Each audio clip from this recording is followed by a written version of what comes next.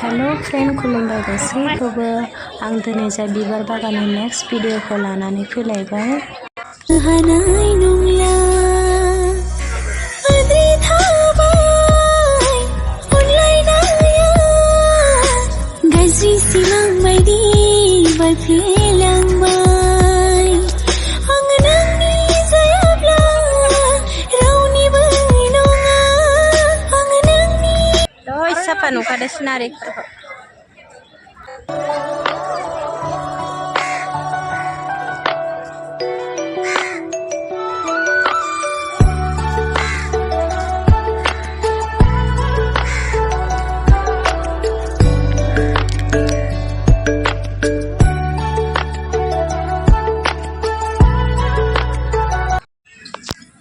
लोगोफोर सब बिबार बागान गोजा नै बेयाव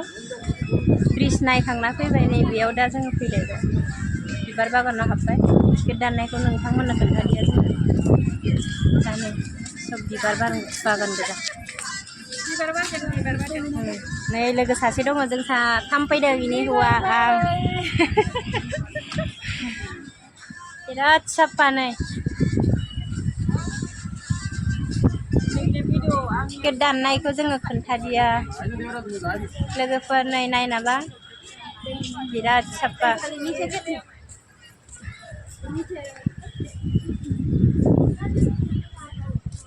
गार्डेन गोजा नैथिंबो दङ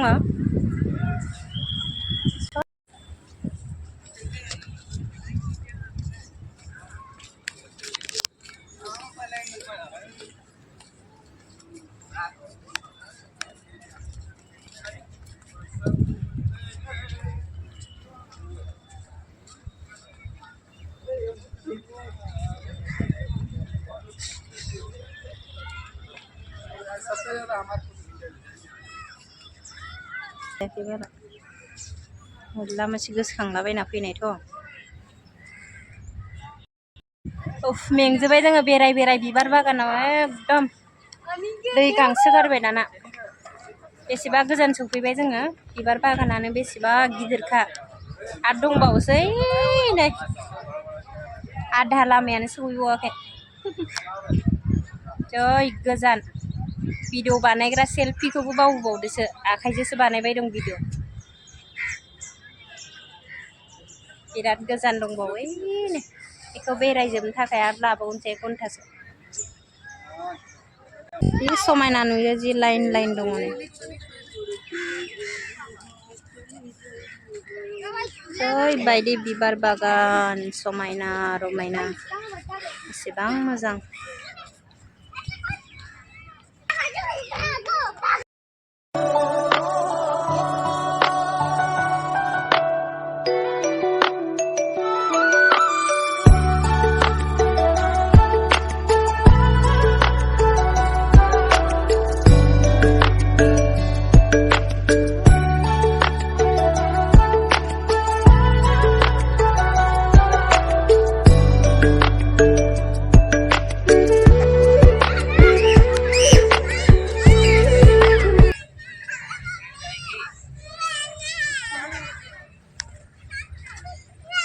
kodam bibar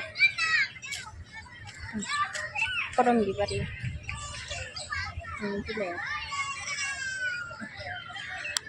bibar gैथ'आनो बिबार बाराखै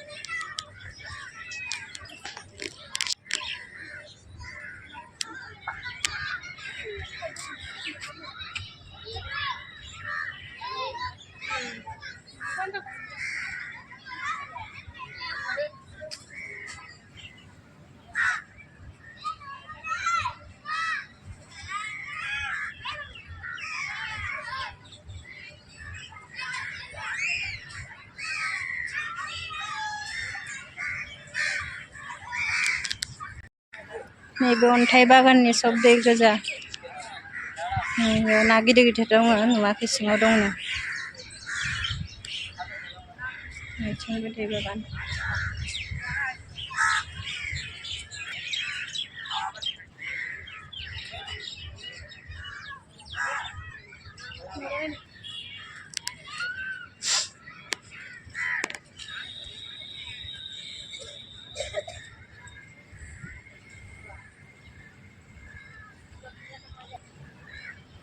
दै हाथारला जोङो नैनिफ्राय थांला जोङो आरो दंबावो नैथिंजाय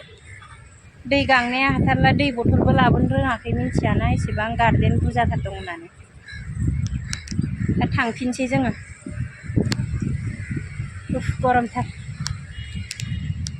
बिराद गरम मानसिफोरा जि नायो मा भाषा रायलायनाय होननानै जोंखौ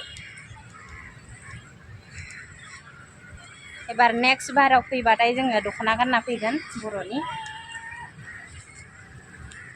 दा अर्डार खालामना दोन्दोंमोन फैथ'वाखैनो नै थुरि हाग्रा बायदि नुयो थुरि हाग्रा बायदि नैयाव गथ'फोरनि गेलेग्रा दङ बिराद मोजां गथ' गथाय लानानै बेरायफैनो दाउखा दंसोगारो जै मेंबाय दै गांसोबाय बिराद मेंबाय मा मोनसेखै थांनो नैखै थांबा दहायनो बिबारखौ लोगो मोनबाय दै गांनाया हाथारला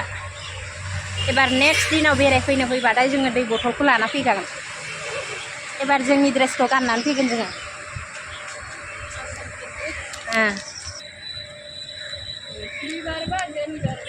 बिबारफोरा मासे साफा पारालाया गार्डेन बागानाव हाबनो थाखाय टिकेटआ बेसे लायोमोनलाय 30 थाखा सासेयाव 30 थाखाल' लायो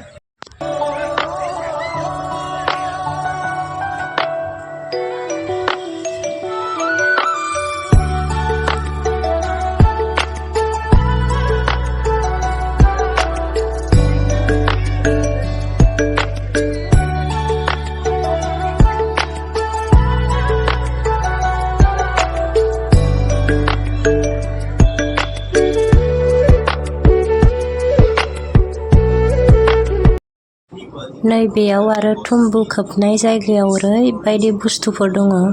अकल सु गोनां बुस्थुआल' दं बेयाव नायलांबाय थादो लोगोफोर ओइ थफा थफा नुदोंना सु गोनां गोजा मा बुस्थु होनोथाय आंबो नामखौ मिन्थिया अब्लाबो आङो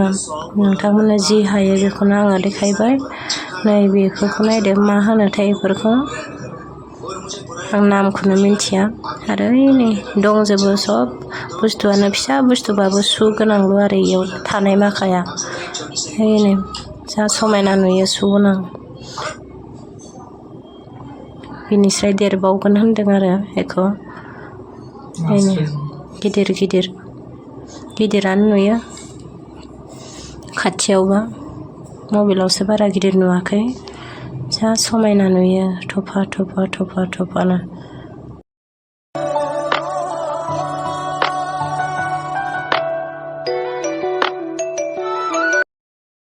थेंक इउ स' माच लोगोफोर भिडिअखौ बिसिमावनो दोनथ'बाय।